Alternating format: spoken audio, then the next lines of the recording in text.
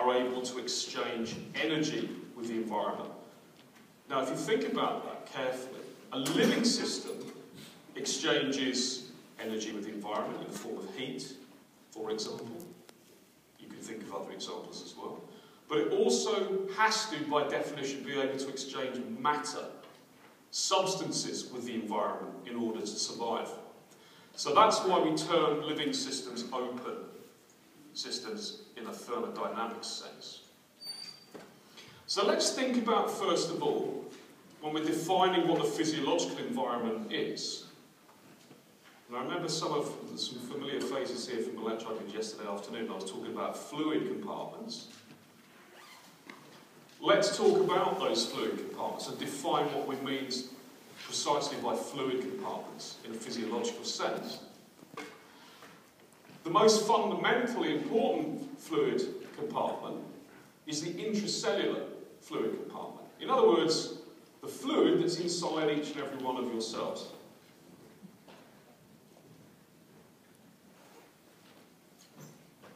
So here's our cell. It doesn't matter what kind of a cell it is.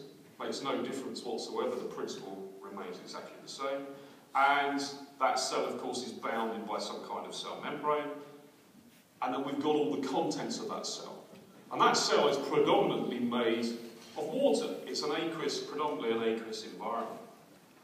But what does that cell fundamentally have to be able to do in order to survive? It has to take on board not only energy,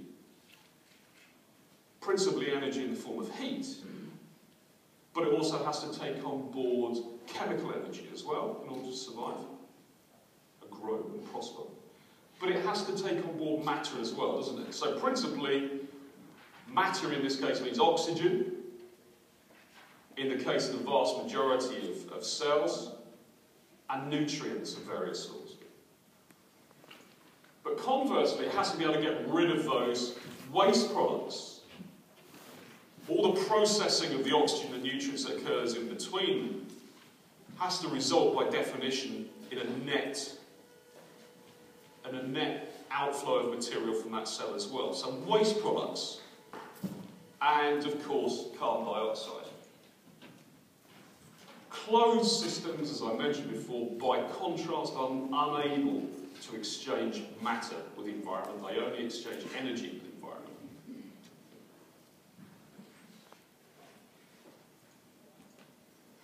Okay, so let's start broadening out our definition of the various fluid compartments that comprise a typical, and in this case really a typical multicellular complex physiological system or individual. Yes, we've got the intracellular compartment, but there are other influences that are actually brought to bear upon that cell, that individual cell in that system. There's the ambient pH, of course. So that cell, or collection of cells, in our case, or the case of most multicellular organisms, we're talking about many billions of cells. But for the sake of this discussion, we're just going to look at one cell. That cell sits, if you like, in an environment, which is a fluid environment in its own right. And that fluid environment has a pH attached to it, doesn't it? So all surrounding cells, we have what we call the interstitial fluid compartment. So your cells effectively sit in an extracellular environment, which is largely composed of fluids, principally water.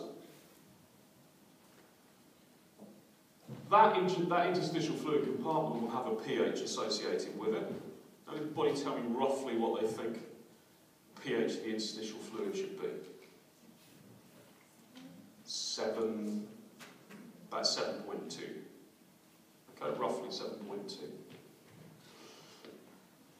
But there are other influences that affect that cell, all those cells, collectively, that come from the interstitial fluid. Temperature. The temperature of the interstitial fluid is going to have a direct impact upon the functioning of that cell, as is osmotic pressure.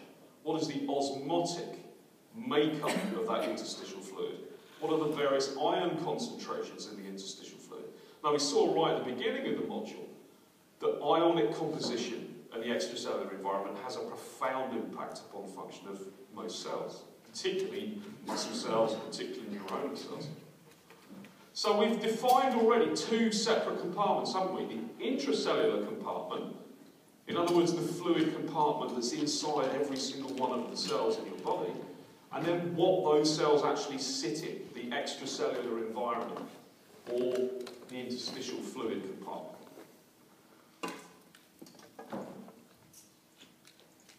But of course, in complex organisms such as our cells, there are yet more fluid compartments. Separating that interstitial fluid compartment is a barrier, and that barrier ultimately is capillary endothelium, isn't it? Because we have to have a means of getting nutrients to our cells and oxygen, and taking away carbon dioxide and waste products from our cells, and other things. Hormones, for example, as well. And the way that we do it, and most complex organisms do it, is by use of a cardiovascular system. So we have another separate compartment that we call the intravascular compartment. So this dividing line here, if you like, one could consider to be the interface between the cardiovascular system and the interstitial fluid compartment, which is called capillaries. Exchange of substances across capillary walls. And we have a dynamic equilibrium going on there, don't we? We have oxygen and nutrients travelling from the blood across that interface, diffusing into the interstitial fluid compartment, and thence into individual cells. And it's a two-way traffic because we've got, likewise, waste products and carbon dioxide going the other way, diffusing through the interstitial fluid and ultimately across that barrier into the intravascular compartment. So there's a balance between these two things. But it gets further complicated, doesn't it? By the fact that that intravascular compartment, in other words, all the plasma that's in your bloodstream, is also in contact with other sources of either fluid loss or fluid acquisition. So our skin, for example, we lose fluid via our skin, don't we? We sweat, we perspire, we lose fluid via our skin. We lose fluid, of course, via our kidneys, we urinate. It's a very, very important means of osmoregulation, regulating not only what the iron composition and concentration of the blood is, but also the plasma volume as well. It's a really important mechanism. We'll look at in a little bit of detail towards the end of the lecture. The GI tract, of course, exchanges fluid and exchanges matter of various sorts with the intravascular compartment directly. So we absorb nutrients from the gut directly into the bloodstream. We absorb water directly through the gut into the bloodstream. But likewise, we lose fluid via the GI tract as well. And last but not least, the lungs as well. We lose a significant amount of fluid by exhaling. But conversely, we can actually absorb a significant amount of fluid as well by inhaling, because of the sheer surface area of the lung and the size of that exchange surface that's available in the lung. We actually absorb a significant amount of fluid, believe it or not, just from the ambient air. But we also give up, conversely, quite a lot of fluid from the intravascular compartment to the external environment as well. So you can see in a multicellular complex organism, the interplay between these various fluid compartments is actually quite a complex one.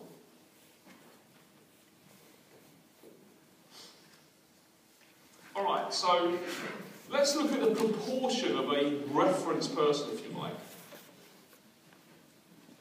in terms of that fluid composition. In order to do that, we generally choose to reference or representative individuals, and by convention in physiology, 22 years of age, be they male or female. In the case of the male, weighs about 70 kilos, has 15% body fat. I can't remember the last time I had 15% body fat. Those days are long gone, I'm afraid. 45% muscle, and in the case of our reference woman, she weighs about 57 kilos. She's got 27% body fat, which is completely normal. Women always proportionately have more body fat and slightly less muscle. So we can view those reference individuals in terms of what precise fluid composition is. Now, with respect to one of those reference people, if you like, roughly 42% is fluid. So if you put all the fluid compartments together in that person, there's about 42 litres of fluid in total. What might be quite surprising to you is that the vast majority of that liquid is actually within cells themselves. So the intracellular fluid compartment is by far and away the single biggest proportion of that 42 litres. So roughly 27 litres of that 42 is actually found within your cells, and as if you like, invisible in that respect. The extracellular fluid, and by the extracellular fluid we don't just, of course, mean the interstitial fluid, we mean all the extracellular fluid, including your blood, your plasma. That extracellular fluid compartment is a relatively small proportion. It's about 15 litres out of 42. And of that, blood is a relatively minor component. So blood, we've got about 2 litres in terms of packed cell volume of red blood cells, and then the rest of it, about 3 litres of plasma. So only about 5 litres of blood in total.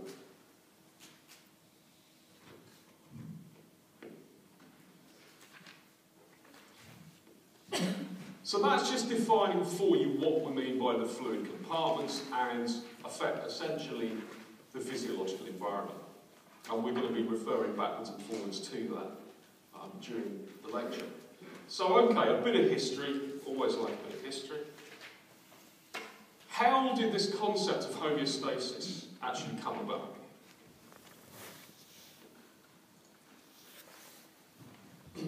Well, it all really started in any meaningful sense. I'm sure somewhere somebody had this kind of an idea before, but in terms of crystallising these ideas, this guy, Claude Bernard, in the mid to late 1800s, was the first, he was a physiologist of sorts, and he was the first person really to try and crystallise some of these ideas and put them into any meaningful sense. And it's worth just reading a little bit of what he lectured on in 1870. He was referring to the concept of free and independent forms of life. And by that, he didn't just mean you and me.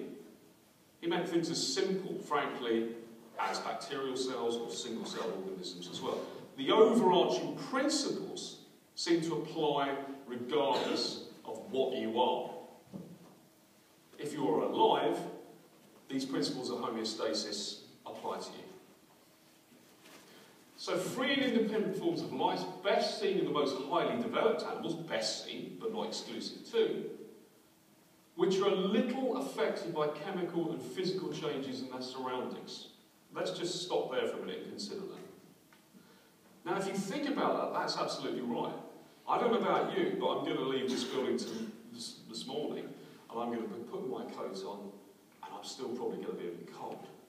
So from that respect, I'm going to be thinking, well, my environment, my immediate environment is certainly affecting me. But compared to the state that we would be in without homeostatic mechanisms, helping to protect us and maintain a degree of equilibrium inside us, we'd be in an awful lot more trouble. So it's only because of homeostatic mechanisms that organisms are really able to survive. And they're only able to survive the rigours of if you like, of interacting with the external environment.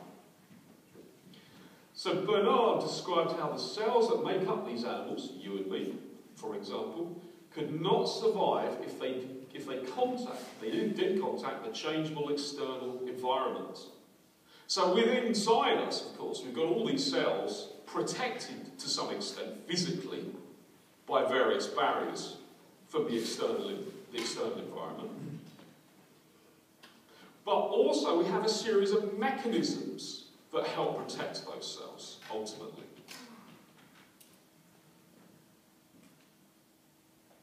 These cells can only survive within an internal environment, and that internal environment is maintained within tight physiological limits that permit life to exist.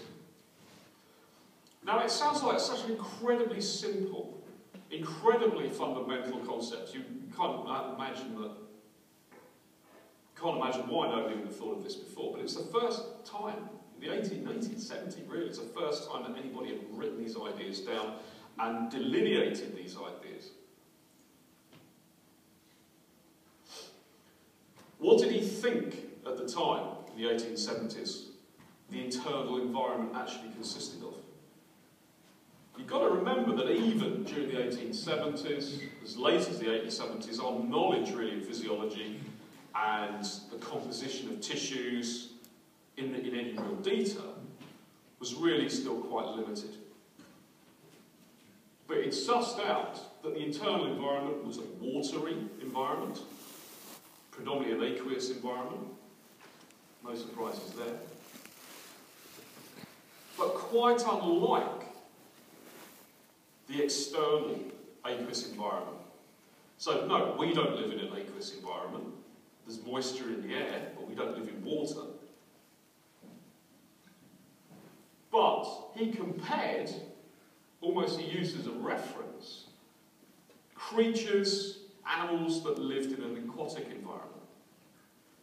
But he'd found out that that aquatic environment was quite different in terms of composition compared to the composition of the watery internal environment. So, for example, the relative concentration of various ions is very different in an aquatic environment compared to what it is in our internal environment.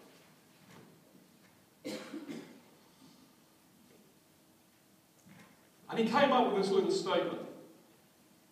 The constancy of the internal environment is the condition that life should be free and independent. So in other words, unless an organism, whatever it might be it single cellular, very simple, or complex multicellular life forms, unless they are able to maintain within fairly strict limits the constancy of their internal environment, they cannot survive. Because ultimately that's what protects the individual from changes in the physical external environment. Okay, so that was an idea that was left hanging, as it were, with the scientific community for a number of years. And then, roughly in the 1920s, things started taking a more interesting turn. For a start, this term homeostasis was coined for the very first time. And that's a dictionary entry for the term homeostasis, the maintenance of metabolic equilibrium within an animal by a tendency to compensate for disrupting change. So who came up with this term homeostasis, and who came up with this definition? The answer is a guy, an American physiologist called Walter Bradford Cannon, in about 1920. So ironically, he was born at almost exactly the same time that Bernard was first formulating his ideas, his rudimentary ideas about homeostasis. This guy became a physiologist and took further forward this idea of concept of homeostasis and developed it into something meaningful. So he took this idea a bit further and said the provision of sensitive automatic indicators, or sentinels, so I put that in red there, come back to that in a moment, the function of which is to set corrective processes in motion at the very beginning of a disturbance. If water is needed, as an example, if water is needed, the mechanism of thirst warns us before any change in the blood has occurred, and we respond by drinking. That's a very obvious homeostatic response, isn't it? But it serves as well as an illustration. Sensitive automatic indicators or sentinels. What do you think Cannon meant by that? Somebody give me an idea. What do we use for detecting changes? What's the umbrella term that we would use for that? Be bold, say something. Receptor. Forget osmotic for the time being. Yes, that's an example of one. Receptors. Excellent. Receptors. So receptors would be a better phrase then, really, in modern parlance. Receptors would probably be a better way of putting that. But in the 1920s, that's what he came up with.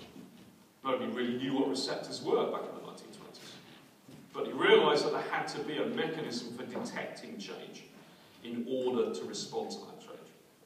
So what do we mean by receptors in this concept, in this particular context rather? Do we mean the kinds of receptors that we've all met thus far in the module and elsewhere, i.e. individual proteins that respond to various biomolecules, or do we mean something different? We mean something different. We mean a physiological receptor. So a physiological receptor, an example of a physiological receptor would be an osmotic receptor. A specialised cell or collection of cells that is specialised in such a way that it will respond to a change in a particular physiological parameter. Another example that we've come across, are stretch receptors. Stretch receptors in the walls of the heart, stretch receptors in the walls of blood vessels that detect changes in blood volume and also detect changes in blood pressure. That would be another example of a physiological receptor. So just to be clear, when we refer to receptors in this particular context, we're not talking about individual protein molecules, we're talking about specialised cells or collections of cells that serve to detect a particular physiological change. So that then brings us quite nicely forward a bit further to thinking about what the nuts and bolts, the physiological nuts and bolts, a control system, a homeostatic control system must consist of in order to be effective. What are the various basic components that that system should have? And there again, this was an idea that was developed first really in the 1940s. Something called control theory. And control theory dictates that you have to have certain elements in place in order to have an effective control system. There again, it's a fairly basic concept. And if one applies that to any given physiological system, that physiological system has to have at least 4 basic components in order to function as a homeostatic system. So first of all, we have to have a command centre, if you like. We'll come back to the concept of the command centre a bit later. And a command centre dictates what a normal physiological parameter should be, or range of physiological parameters, because as we'll see, very few physiological parameters are literally set in stone. There is a degree of flexibility around the set point for whatever that parameter is. And we'll explore a little later in the lecture why that should be and why that's important. But there has to be somewhere a record, if you like, a mechanism for saying that is the right value or the right range of values for this particular physiological parameter, be it blood pressure, osmotic pressure, water balance, plasma volume, the list goes on and on and on and on. It doesn't make any difference what the parameter is, the concept is exactly the same. We then have to have what we call a comparator. In other words, a part of the mechanism that says, well, okay, this is what the set value should be, but this is what it actually is.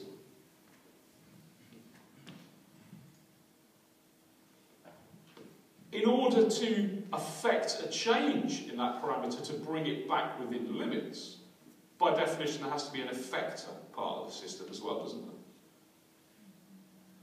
And we'll look at a range of examples of those in a moment. Then, whatever the parameter is, the controlled entity, whatever it is, it doesn't matter what it is really, whatever it is that we're trying to control,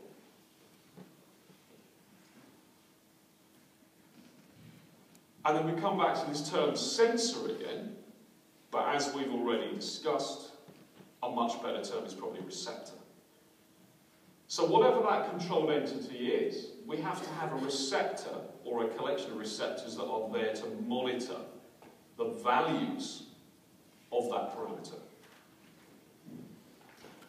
That information gets fed back to the comparator. So whatever that entity is, it's varying around a set point.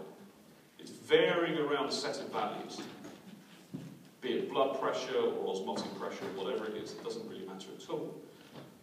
We've got a system of sensors or receptors whose purpose it is to detect the value of that parameter at any one given point in time. And that information gets fed into our comparator system, which is comparing the actual value with what the ideal value should be.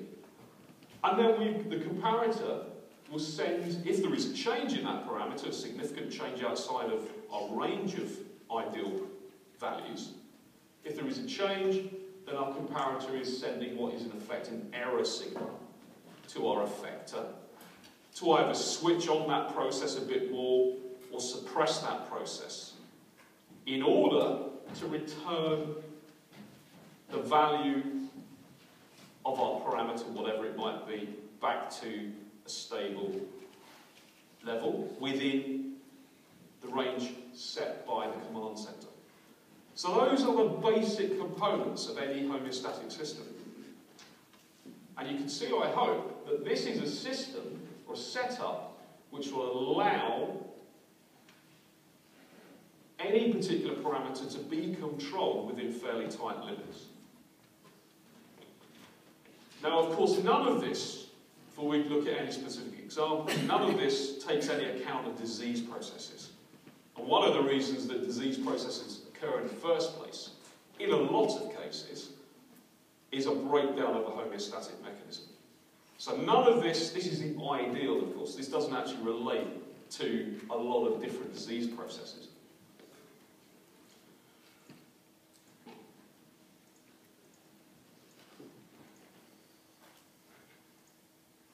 Okay, so this diagram just sort of reinforces that point a little bit more.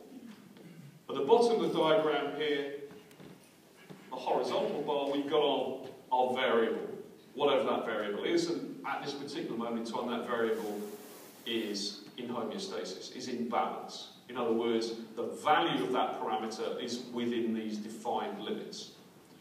However, if something happens to the individual, either internally or externally, that knocks that parameter out of alignment. So it now is a higher value or a lower value than it should be. That change, whatever it is detected by a receptor system of some sort. That gets fed into our control center, which is effectively the comparator and the command center together. And a decision is made as to whether or not that value is normal or not normal. If the value isn't normal, then the effector system is activated. And by activation, I don't necessarily mean that the process is switched on. In some cases, it will be switched off, of course, to bring the value of that parameter back to where it should be.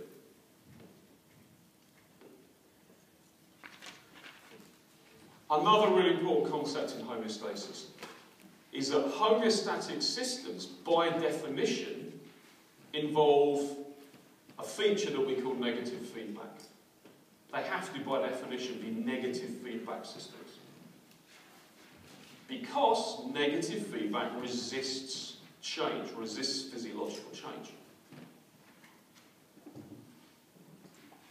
This is a good example, simple but illustrative Example. If blood pressure increases, receptors for blood pressure in various parts of your cardiovascular system principally detect that increase in blood pressure, and they activate a homeostatic mechanism. And moreover, they activate a homeostatic mechanism that's quite nicely defined. More on that in a moment.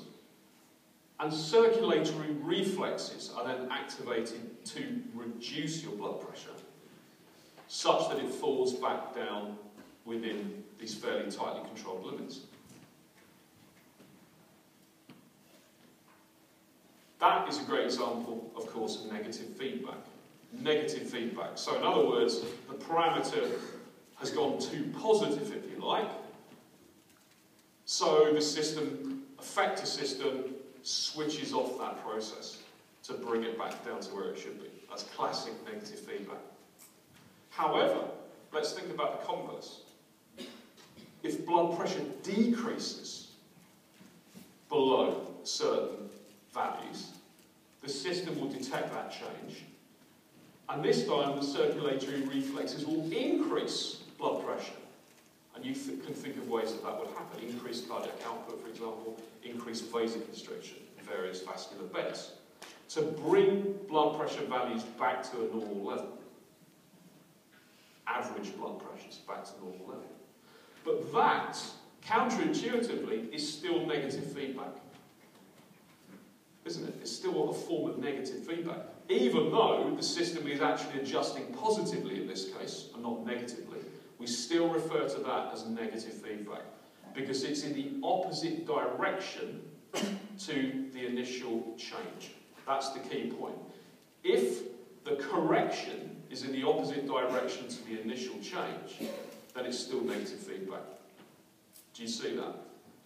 Is that obvious? Good. So those are both forms of negative feedback.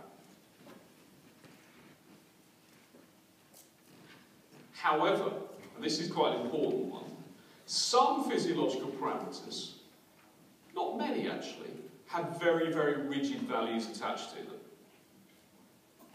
However, blood pressure is one example of a physiological parameter that doesn't have an incredibly rigid set of values associated with it. If you think about it, your blood pressure has to be, by definition, allowed to vary around a mean value.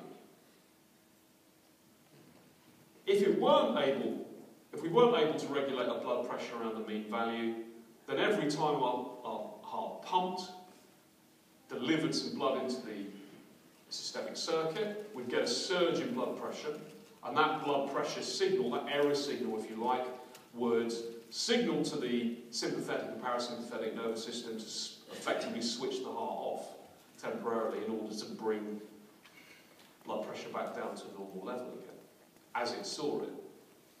But we don't. We have two blood pressures effectively, don't we? We have three, in fact. We have a systolic blood pressure, which is the higher of those two values.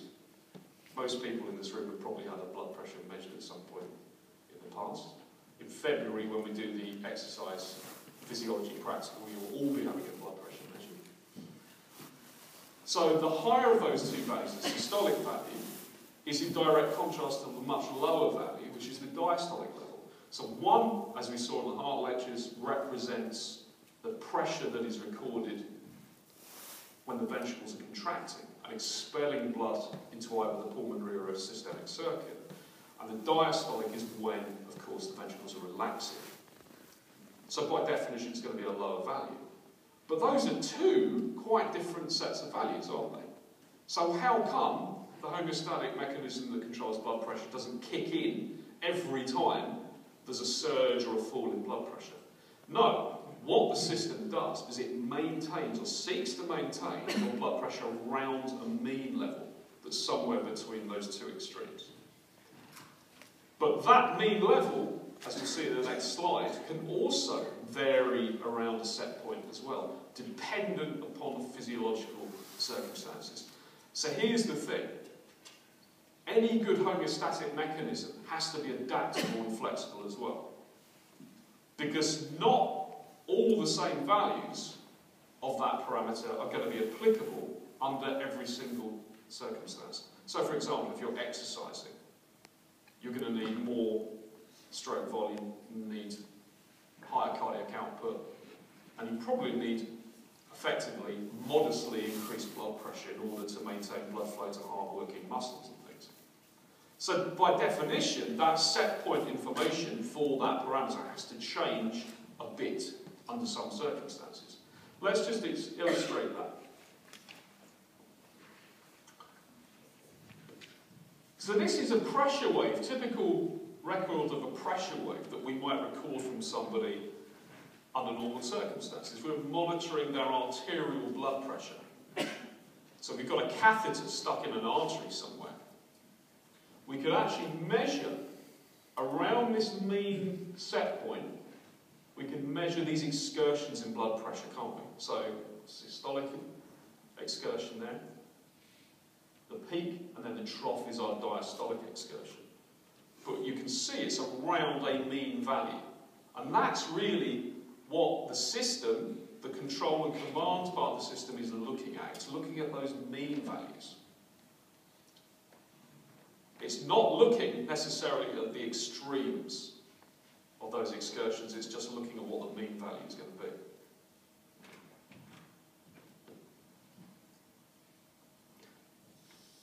Now this is quite an amusing diagram for several reasons, but it's also quite instructive.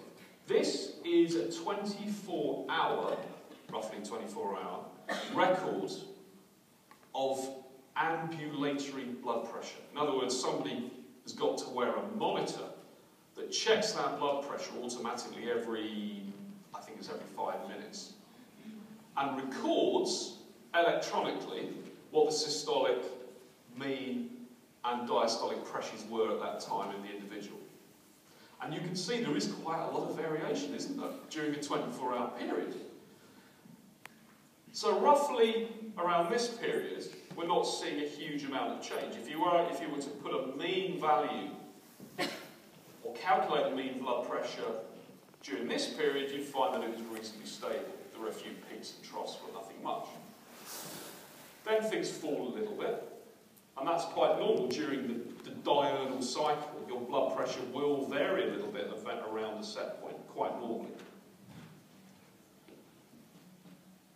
Then, goodness only knows, it's also somebody who's a bit clumsy or something. They stab themselves with a pin.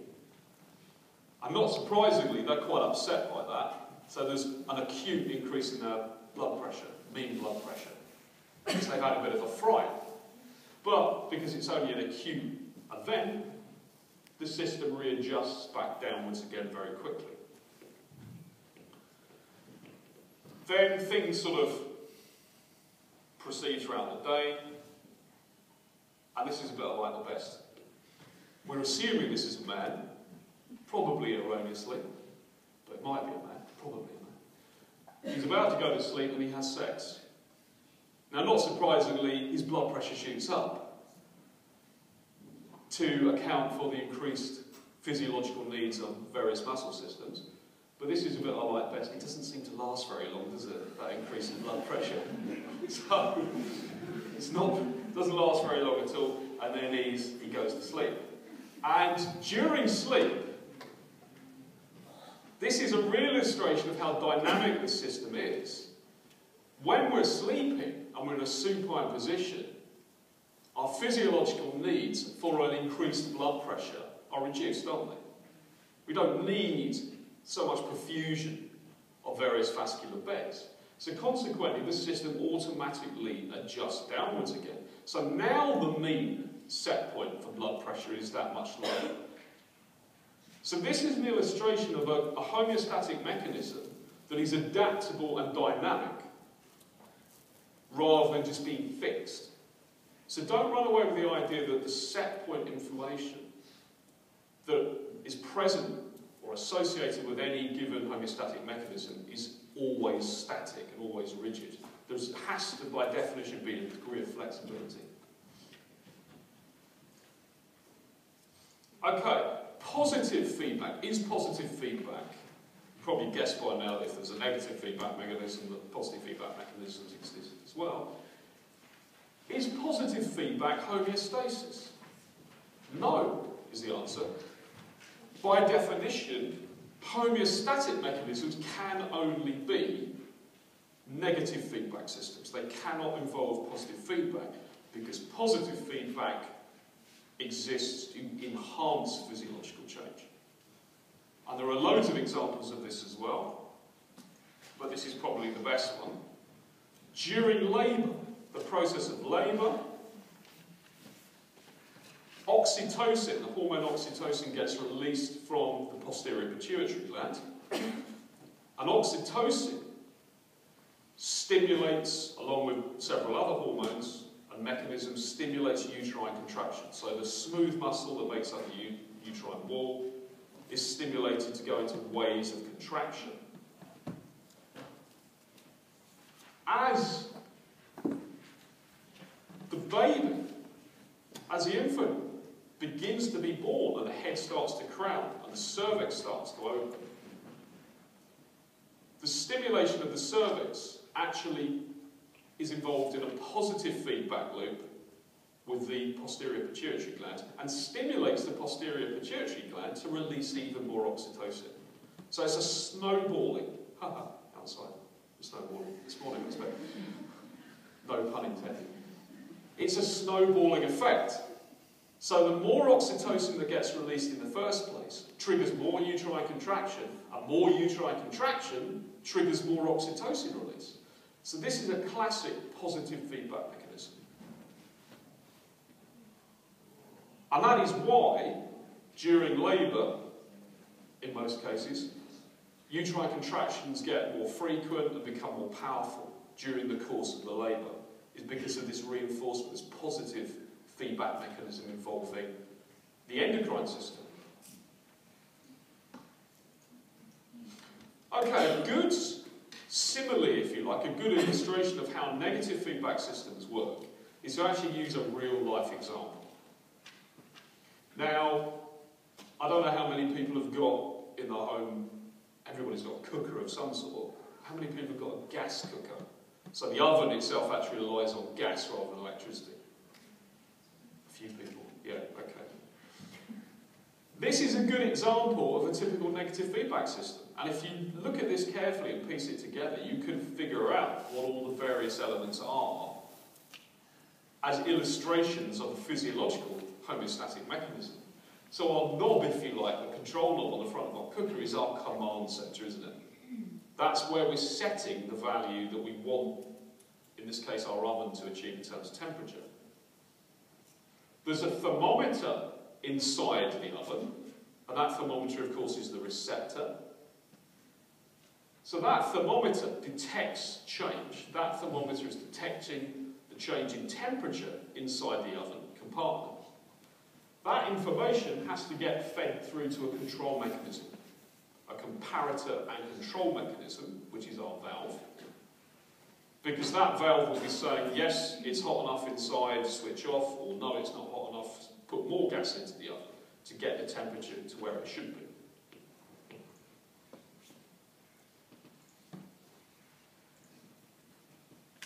So what happens when we turn our gas oven on? When we turn our gas oven on, gas flows into our oven through this valve, doesn't it?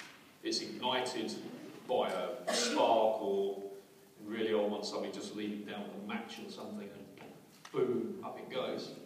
So that's heating up the oven compartment, and our receptor, if you like in this case, our thermometer bulb. In old style ones at least, these are actually liquid thermometers. Nowadays, of course, they're electronic ones. But back in the old days, these are literally a liquid-filled thermometer, and the fluid in that thermometer would expand, and that fluid expansion would trigger activation of our valve. Activation of that valve to close off and to prevent further gas, or at least reducing the amount of gas coming into the oven, in order to maintain that set temperature quite rigidly around that set point that we defined with our command centre, effectively. And that's I hope you can see a typical negative feedback loop. And that, in essence, is how any homeostatic mechanism works. Let's just examine that statement for a moment, though. Any homeostatic system. Is it easy to define what's the command centre, comparator, effector, and receptors in each case with every physiological system? Well, the answer is they are there, but you've got to look for them. In some cases, it's not obvious what all the various components comprise of, but they are there in principle. The easiest homeostatic mechanisms to get to grips with are ones that, of course, involve either the endocrine system or, even more particularly, the nervous system. So the first example I gave you of blood pressure control via afferent sensory information coming into the nervous system, being processed there, and being outputted via the autonomic nervous system.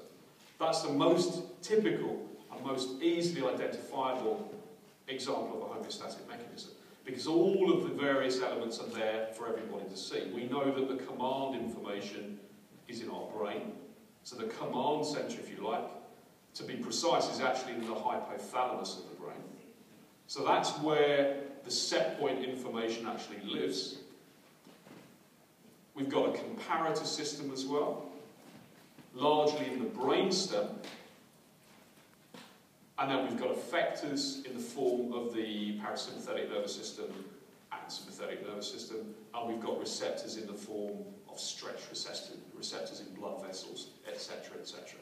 And afferent sensory nerves channeling all that information towards the central nervous system. So that's a really simple system to define in terms of this model. But other systems are not quite as easy to define in this way. But all the elements are there. You just have to look for them. Alright, so what about if we apply the principles of positive feedback to our little example here?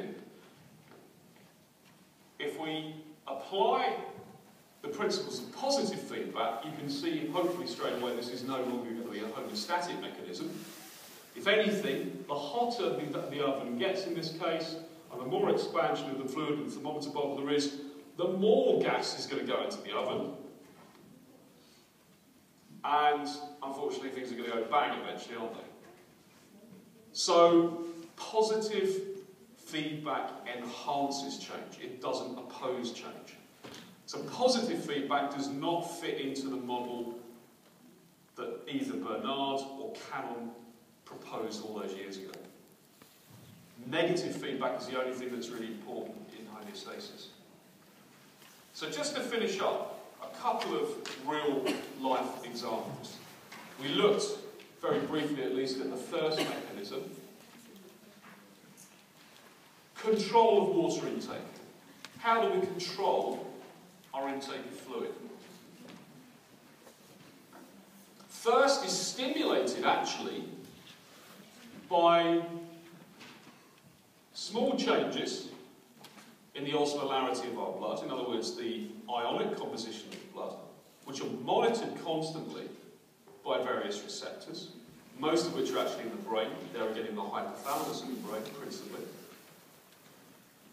But also relatively large decreases in plasma volume.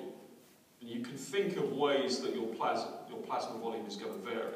The obvious, everyday example is via urination. When you urinate, you're effectively getting rid of a proportion of your vascular compartment, aren't you? Because that's being exchanged directly with the kidney tubule. Maybe less and less obvious and most definitely less pleasant examples would be hemorrhage. If you lose a significant amount of blood via hemorrhage, that is also a mechanism that will trigger, in essence, changes to bring about restoration of plasma volume. Now there again, the most obvious response to feeling thirsty, of course, is to go and find some water. So if you've got access to water, a mechanism is activated physiologically that tells you that something is wrong, if you like, with the composition, the relative composition of your plasma, because there isn't enough fluid making up that plasma, and therefore the concentration of ions in your plasma is getting too high. And that's what's actually principally detected to bring about this change. So where are the receptors, principally, that detect these various changes? I mentioned the osmoreceptors. Osmoreceptors are mainly in the hypothalamus, and they sample the blood flow going through the hypothalamus. They literally sit in this fluid, in this blood stream, and they monitor the concentration of ions of various sorts that are in the blood, and feed that information constantly into the control and command centre, which is actually, in this case, the hypothalamus itself. So they're directly attached to the control and command centre. The volume receptors, so receptors that detect changes in plasma volume itself, rather than just osmolarity of the plasma, reside mainly in the right atrium of the heart. So there are stretch receptors in the right atrium of the heart principally. There are a few elsewhere, but that's where they are mainly. And if you suffer, for example, a significant hemorrhage, or more mundanely, you've just been urinating a bit too much, and therefore plasma volume has decreased, they will detect that change in plasma volume. Because if there's a change in volume, there's going to be a change in what? Pressure. There's going to be a change in right atrial pressure. If there's a change or a decrease in blood volume, there's going to be less blood getting back to the right-hand side of the heart per unit time, isn't there? And therefore the pressure exerted in the wall of the atrium is going to be reduced. And that change equates to a change in volume, and that is signalled to the central nervous system as well. What are the effectors in our system here? Well, the answer is they are various and very complex. So there are really obvious things like behavioural changes. We feel thirsty. We feel thirsty either because we've lost a significant amount of the plasma for various reasons, or the plasma has become, the osmolarity of the plasma has become too concentrated. Generally a combination of those two things. That activates a complex pattern of behaviours in the individual that gets them to seek out a source of water or liquid of some sort. But there are other things as well. There are hormonal changes, and there are neural changes as well. So it's a very complex physiological response. We've looked at examples of some quite simple physiological homeostatic responses. This is an example of a very complex, interrelated set of mechanisms that control one thing.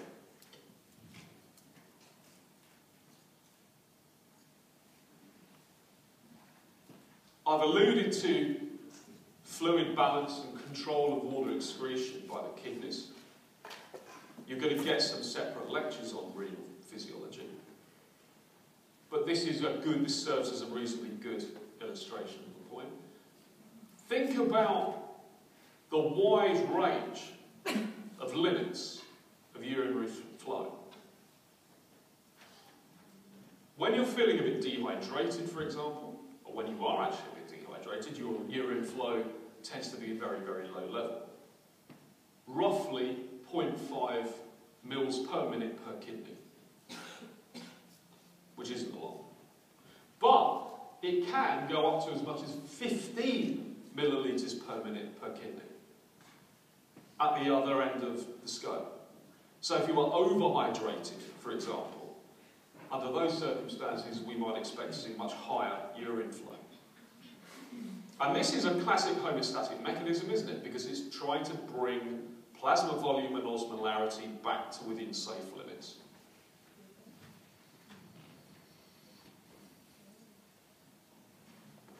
Principally, and there again, this is something that you'll look at in the endocrine system lectures in more detail, but principally this mechanism is under the control of a hormone, antidiuretic hormone or vasopressin. Antidiuretic hormone also comes from the pituitary gland. You'll sometimes, just for the sake of completeness, you'll sometimes see in various physiological texts, quite correctly, you'll see ADH referred to as vasopressin. Vasopressin, because not only does ADH have a direct effect on the kidney tubule, where it affects the amount of water that's reabsorbed back into the bloodstream, but it also has a two-pronged effect. It has a direct effect on blood vessels as well, and vasopressin is actually one of the most potent vasoconstrictors known.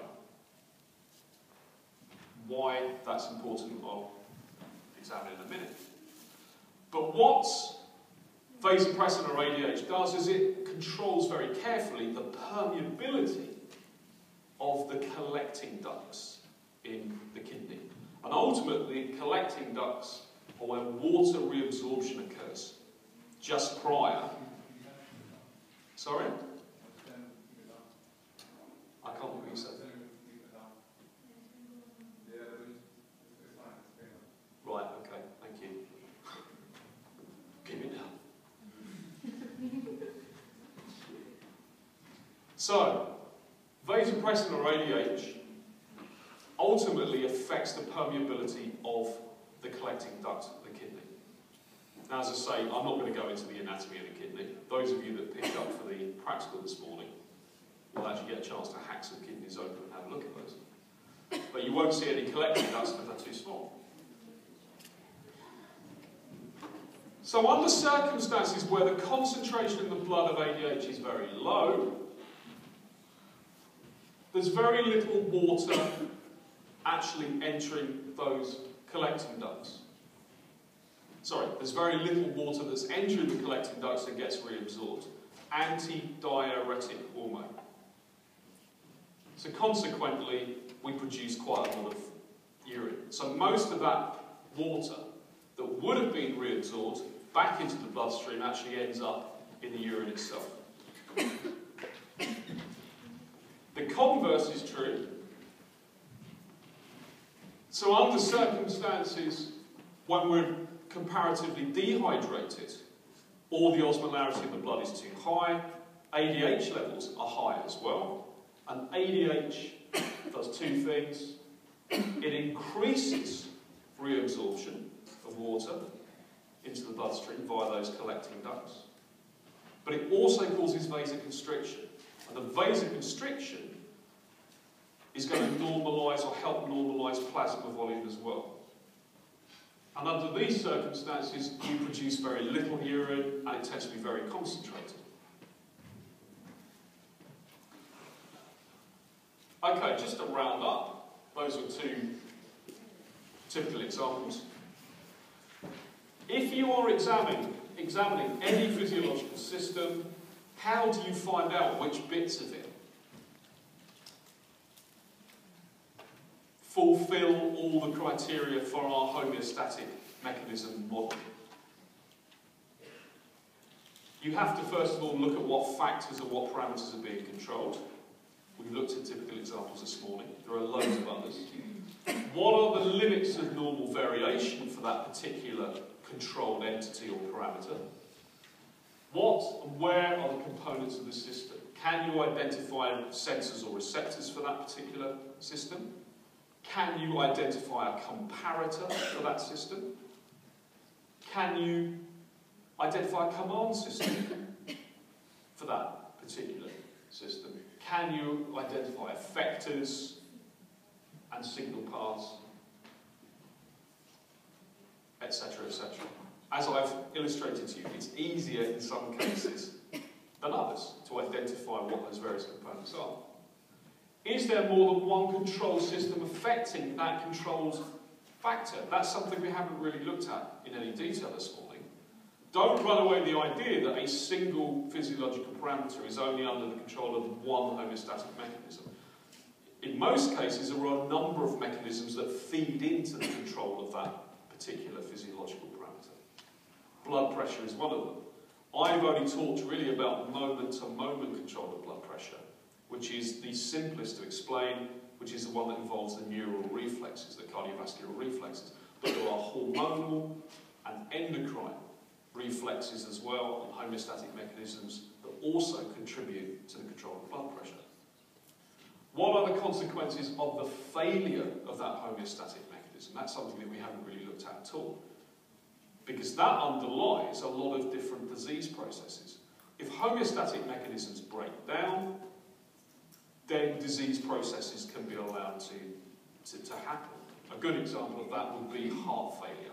So in heart failure, one of the reasons that heart failure becomes worse and worse and worse if it's untreated is a breakdown of a normal homeostatic mechanism. Okay, that is it for this morning. So those of you that want to brave the weather, such as